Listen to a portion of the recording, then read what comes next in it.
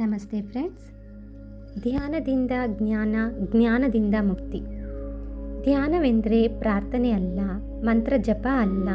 ಧ್ಯಾನವೆಂದರೆ ಶ್ವಾಸ, ಶ್ವಾಸದ ಮೇಲೆ ವ್ಯಾಸ ಅಂದರೆ ಗಮನ. ಚಿತ್ತವೃತ್ತಿ ನಿರೋಧ ಅಂದರೆ ಶೂನ್ಯ ಸ್ಥಿತಿಗೆ ತಲುಪುವುದು. ಆಗ ನಮ್ಮ ನಾಡಿ ಮಂಡಲ ಶುದ್ಧಿ ಆಗುತ್ತೆ ಫ್ರೆಂಡ್ಸ್. ವಿಶ್ವ ಪ್ರಾಣಶಕ್ತಿ, ಚೈತನ್ಯ ಶಕ್ತಿ ದೊರೆಯುತ್ತೆ. ಇದರಿಂದ ನಮಗೆ ಜ್ಞಾನ ಲಭಿಸುತ್ತೆ. ಜ್ಞಾನದಿಂದ ಮಾತಿನ ಮೇಲೆ ಹಿಡಿತವಿರುತ್ತೆ. ವಾಕ್ಸಿದ್ಧಿ ಆಗುತ್ತೆ. ವಾಕ್ಸಿದ್ಧಿ ಆದರೆ ನಾವು ಕ್ರಮೇಣ ಗತ ಜನ್ಮದಲ್ಲಿ ಮಾಡಿರುವ ಕರ್ಮಗಳನ್ನು ಕಳೆದುಕೊಳ್ಳಕ್ಕೆ ಸಹಾಯ ಆಗುತ್ತೆ. ಕರ್ಮದಗ್ಧವಾದರೆ ಮೋಕ್ಷ ಲಭಿಸುತ್ತೆ. ಇದೇ ಮುಕ್ತಿ. ಆತ್ಮಕ್ಕೆ ಬೇಕಾದ ಜ್ಞಾನ ಸಿಗುತ್ತೆ. ಆಗ ಆತ್ಮವು ಮಾನವನ ಮರಣದ ನಂತರ ಭೌತಿಕ ಶರೀರವನ್ನು ತ್ಯಜಿಸಿ ಉನ್ನತ ಲೋಕಕ್ಕೆ ತೆರಳುತ್ತೆ. ತನಗೆ ಇಷ್ಟ ಇದ್ದರೆ ಮಾತ್ರ ಅದು ಜನ್ಮವನ್ನು ಪಡೆಯುತ್ತೆ ಫ್ರೆಂಡ್ಸ್.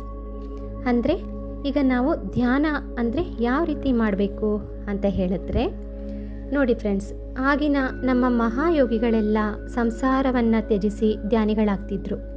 ಆದರೆ ಈಗ ಆ ರೀತಿ ಇಲ್ಲ.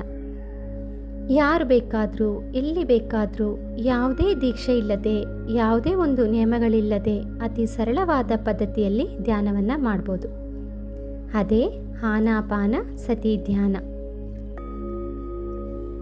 ಬುದ್ಧನ ಬರುವಿಕೆಗೆ ಮುಂಚೆ ಯಂತ್ರ, ತಂತ್ರ, ಮಂತ್ರ ಹೀಗೆ ಸಾಧನಾ ಮಾರ್ಗದಲ್ಲಿ ಕಠಿಣವಾಗಿತ್ತು.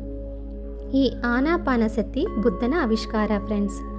ಆನ ಅಂದರೆ ಉಶ್ವಾಸ, ಅಪಾನ ಅಂದರೆ ನಿಶ್ವಾಸ, ಸತಿ ಅಂದರೆ ಜೊತೆಯಲ್ಲಿರೋದು. ಇದಕ್ಕೆ ಮುಂಚೆ ಬುದ್ಧನು ಹಲವಾರು ಪ್ರಯೋಗಗಳನ್ನು ಮಾಡಿ ಈ ಸರಳ ಪದ್ಧತಿಯನ್ನು ನೀಡಿದ್ದಾರೆ. ಇದನ್ನು ಮತ್ತೆ ಪ್ರಚಾರ ಮಾಡಿದವರು ನಮ್ಮ ಗುರುಗಳು ಬ್ರಹ್ಮಶ್ರೀ ಪಿತಾಮಹ ಡಾಕ್ಟರ್ ಸುಭಾಷ್ ಪತ್ರಿಜಿಯವರು.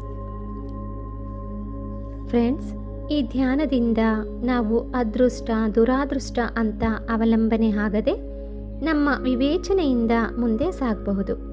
ಈ ಧ್ಯಾನ ಮಾಡೋದ್ರಿಂದ ಸರಿಯಾದ ನೋಟ, ಸ್ಪರ್ಶ, ನಾಲಿಗೆ, ಮಾತು, ಪಂಚೇಂದ್ರಿಯಗಳನ್ನು ಸರಿಯಾಗಿ ಉಪಯೋಗಿಸಿ ಆ ಒಂದು ಶಕ್ತಿಯನ್ನು ನಾವು ಪಡ್ಕೊಳ್ಬೋದು.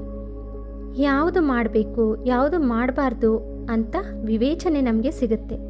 ಪ್ರತಿಯೊಂದು ಬೇರೊಬ್ಬರನ್ನು ಕೇಳಿ ಅವರ ಮೇಲೆ ಆಧಾರ ಪಡುವುದು ಇರೋದಿಲ್ಲ. ನಮ್ಮ ಗುರುಗಳು ಹೇಳಿದ ಹಾಗೆ ನಮ್ಮ ಉಸಿರೇ ನಮ್ಮ ಗುರುವಾಗುತ್ತೆ ಫ್ರೆಂಡ್ಸ್. ಇದರಿಂದ ಆರೋಗ್ಯ, ಏಕಾಗ್ರತೆ, ಜ್ಞಾಪಕ ಶಕ್ತಿ, ಪಂಚೇಂದ್ರಿಯ ಶಕ್ತಿ ಎಲ್ಲವೂ ಧ್ಯಾನದಿಂದ ಸಿಗುತ್ತೆ.